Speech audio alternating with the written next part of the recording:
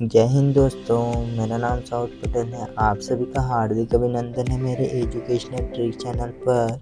आज हम बात करने वाले हैं कार्य के आधार पर बाजार का वर्गीकरण या प्रकार, है ना। वर्गीकरण को प्रकार भी बोलते हैं।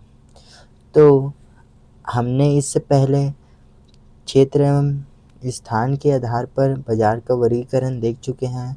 तो आज के वीडियो में कार्य के आधार पर बाजार का वर्गीकरण देखेंगे इस वीडियो में, है ना।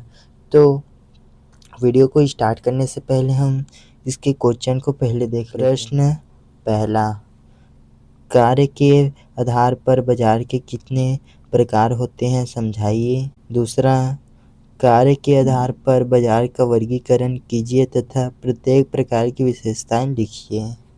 तो आप हमारे वीडियो को अंत तक देखेंगे तभी इस प्रश्न का आप उत्तर दे सकते हैं।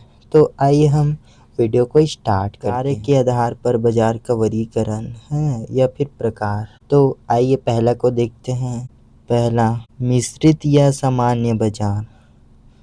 जैसे कि मिश्रित या सामान्य बाजार शब्द से ही हमें जानकारी हो रहा है कि ऐसे बाजार जिसमें सभी वस्तुएं पाए जाते हैं। आइए इसे देखते हैं। जब किसी एक ही बाजार में उपभोक्ताओं को आवश्यकता की सभी प्रकार की वस्तुएं जैसे कपड़ा, सीमेंट, कॉस्मेटिक्स, टीवी, पुस्तकें, कार आदि, है ना। जैसे कि एक ही बाजार में उपभोक्ता को मतलब व्यक्ति को, है ना, अर्थशास्त्र में हम उपभोक्ता बोलते हैं लेकिन व्यक्ति, है ना, उसे एक ही बाजार में कपड़ा मिल जाता है, सीमेंट मिल जाता है, कॉस्मेटिक्स मिल जाता है, टीवी मिल जाता है, पुस्तकें मिल जाता है, कार मिल जाता है आदि, है ना, आदि ऐसे उपलब्ध होती हैं, मतलब उपलब्ध होती हैं या अनेक प्रकार की वस्तुएं खरीदी या बेची जाती हैं, वह सामान्य बाजार है। मतलब जहाँ पर एक उपभोक्ता को विभिन्न प्रकार के वस्तुएं मिल जाता है, टीवी, कपड़ा, सीमेंट आदि, तो ऐसे बाजार को हम मिश्रित या सामान्य बाजार कहते हैं। तो आइए दूसरा को देखते हैं। दूसरा, विशिष्ट बाजार।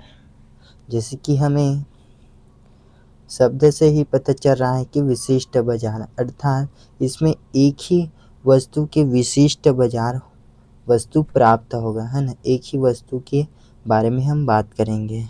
तो आइए इसे देखते हैं। जब किसी बाजार में एक ही प्रकार की विशिष्ट वस्तु का ही क्रय विक्रय होता है तो उसे उस वस्तु का विशिष्ट बाजार कहते हैं। जैसे अनाज की मंडी, सब्जी की मंडी आदि, है ना।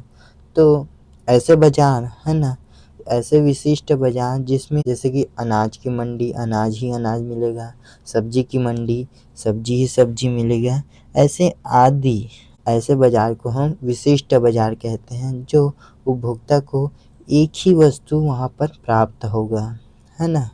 तो आइए तीसरा को देखते हैं। तीसरा, नमूने द्वारा बाजार। ऐसे बाजार जिसमें बड़ी मात्रा में क्रय विक्रय होता है वस्तु का, जिसमें एक वस्तु का सैंपल दिखाने से उस वस्तु को पूरे दिखाना नहीं पड़ता है ना। तो आइए इसे देख। वर्तमान समय में बड़े पैमाने का क्रय विक्रय नमूने के आधार पर किया जाने लगा है। नमूने के द्वारा बाजार में ग्राहक नमूने देखकर वस्तु खरीदने का निर्णय लेते हैं। उदाहरण, कपड़े, अनाज, मसाले आदि वस्तुएं इनकी बड़ी मात्रा होती है, इनके नमूने दिखाकर सौदा किया जाता है। जैसे कि ऐसे बाजार जिसमें बड़ी मात्रा में क्रय विक्रय होता है वस्तुओं का, है ना। तो ऐसे बाजार में क्या होता है कि कपड़े हैं, जैसे कि एक ही वैरायटी को दिखाने से उपभोक्ता, क्रेता या विक्रेता, है ना, विक्रेता एक ही कपड़े को दिखाता है क्रेता को, तो वह क्रेता समझ जाता है कि सभी कपड़े अच्छे हैं, है ना। उसी को हम सैंपल बोलते हैं, है ना।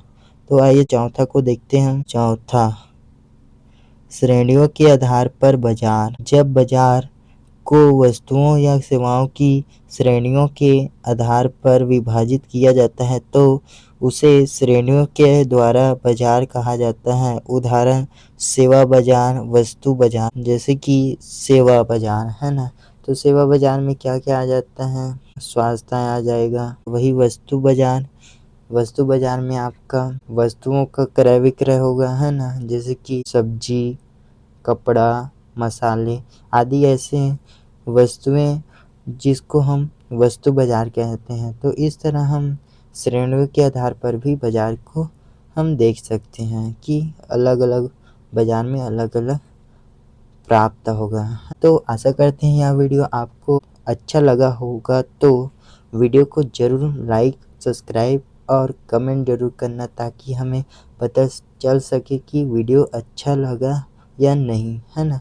तो अपनी राय ज़रूर देना। तो मिलते हैं अगले वीडियो के साथ, जब तक जय हिंद, जय भारत।